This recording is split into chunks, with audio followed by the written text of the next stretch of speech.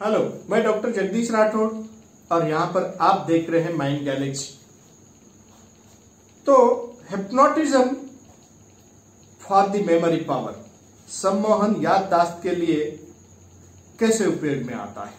अगर हमारी याददाश्त बढ़ानी है तो उसके लिए सम्मोहन बहुत ही अच्छे तरीके से उपयोग में लाया जा सकता है।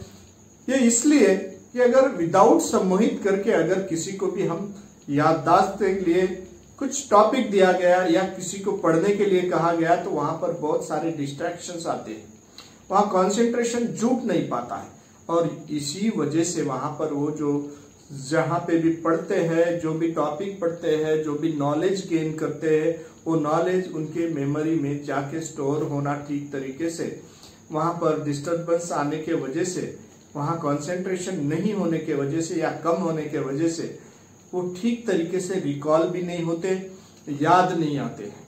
तो याद नहीं आते इसलिए हमें हिप्नोटिज्म जब जब भी हम यूज करते हैं तो 90% बच्चों के कंसंट्रेशन बढ़ने के वजह से वहां पर रिकॉल बहुत अच्छे से होता है। यहाँ पर हमें पता चला है आफ्टर रिसर्च या बहुत बार ऐसे कुछ एक्सपेरिमेंट किए गए हैं। तो इसमें 4 स्टेप्स है, 4 स्टेप्स ऐसे हैं कि जिस स्टेप से गुजरते वक्त हिप्नोटाइज करने के बाद वो व्यक्ति जो है बाकी डिस्ट्रैक्शन से या कोई प्रकार का साइकोलॉजिकल बैरियर है वो बैरियर से दूर हो जाते हैं और वो दूर होने के बाद उनका पूरा कंसंट्रेशन पढ़ने में ही लग जाता है। और सबसे पहले तो उनकी ग्रहण क्षमता या इंप्रेशन जो बोलते हैं वो इंप्रेशन बहुत ही अच्छा उनके माइंड के अंदर हो जाता है। समझ सकते जो पढ़ा हुआ है वो एक अच्छा इंप्रेशन उनके माइंड के अंदर ग्रहण हो जाता है, अच्छे तरीके से वो लेना शुरू कर देते हैं, मेमोराइज करना शुरू कर देते हैं। जब भी ये अच्छे तरीके से अगर लेते हैं तो उसी वक्त रिटेंशन या जो भी हमने कोई बात जो ले रहे हैं तो ठीक तरीके से अगर हमारे ब्रेन के अंदर या मेमोराइज करने के लिए वहां पर बैठ जाती है, वहां तक हम उसको ले जाके पहुंचा देते हैं और पहुंचाने के बाद वहां पर वो अच्छे तरीके से रहने के बाद रिटेंशन हो सकता है।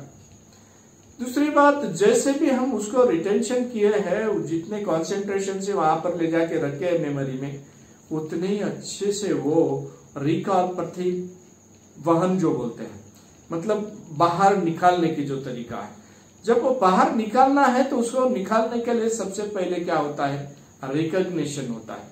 जब रिकॉग्निशन कैसे होगा कि अच्छे तरीके से रखे हैं तो उसको पहचानना पड़ेगा क्या है, कैसे है। किसी बात से वो लिंक होती है और कोई क्वेश्चन किया गया उससे लिंक होता है, लिंक होने के बाद प्रति जो हम बोलते हैं प्रत्यभिज्ञान जो होता है, जैसे भी हमने उसे पहचान लिया, पहचानने के बाद इससे लिंक हुआ है और लिंक होने के वजह से वो रिकॉल होना शुरू हो जाता है और रिकॉल होने के बाद उसे हम अच्छे तरीके से क्वेश्चन के आंसर लिख सकते हैं।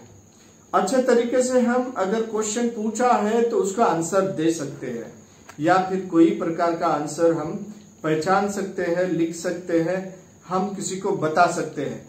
ये सभी बातें हिप्नोटाइज होने के वजह से, वहां कंसंट्रेशन बढ़ने के वजह से, क्योंकि साइकोलॉजिकल बैरियर दूर हो गया है तो उसके वजह से अच्छे से रिकॉल होने के वजह से ही वो ग्रहण अच्छे से हुआ तो रिकॉल अच्छे से होगा। वो अच्छे से रखा गया है स्टेप बाय स्टेप तो अच्छे से बाहर निकाला जाएगा।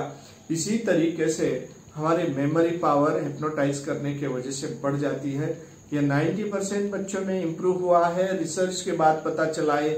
इसलिए हिप्नोटिज्म मेमोरी पावर बढ़ाने के लिए बहुत ही अच्छा तरीका, अच्छी टेक्निक है।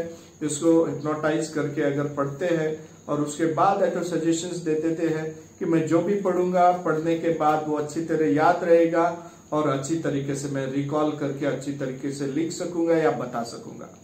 ये सभी बातें हो सकती है। ऐसा अच्छे अच्छे सब्जेक्ट बच्चों के लिए सुनने के लिए, इसे देखते रहने के लिए मैं doctor Jagdish Rathore mind Galaxy में इसे लाइक कीजिए, सब्सक्राइब कीजिए, कमेंट कीजिए और बेल आइकन दबाना ना भूलें। नमस्ते।